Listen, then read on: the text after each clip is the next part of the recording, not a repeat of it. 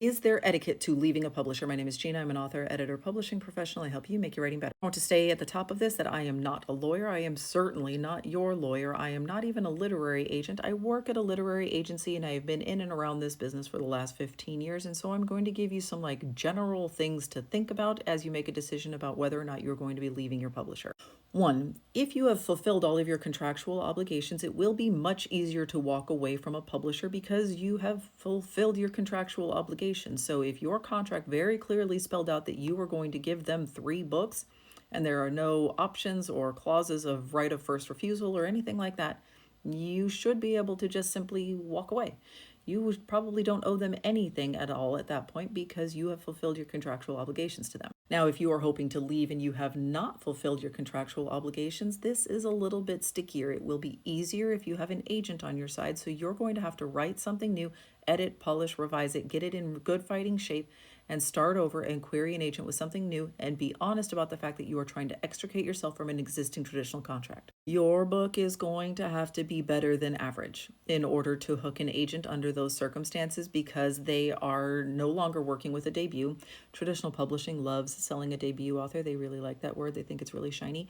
So they are no longer working with the marketing advantage of a debut. They are also now having to do a bunch of work to extricate you from a contract on which they are not going to get paid, hoping that you are going to get paid on your non-shiny, non-debut book that you're putting out into the world. This is still possible. It happens. I have seen agents sign these people. I have had friends who have been signed under these contracts. This happens. This is not impossible. You are just going to have to be a little bit better than average in order to be able to hook somebody under these circumstances. If that is not going to work for you for whatever reason, you can always hire an attorney, somebody who knows and understands contracts and can help negotiate you out of a contract. That is going to be expensive.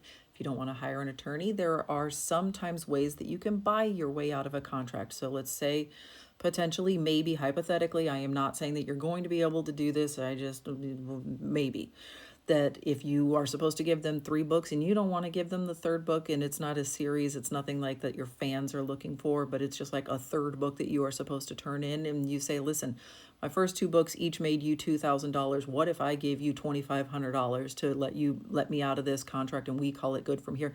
You might be able to negotiate that on your own.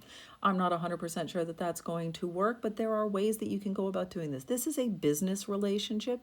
So think about if you were trying to extricate yourself from a business financial relationship in any other scenario. So if you are trying to shut down a business that you co-owned with somebody, if you were trying to sell real estate that you owned with somebody. You might be more familiar with divorce proceedings in which you are trying to split up retirement accounts or conjoined assets of some kind.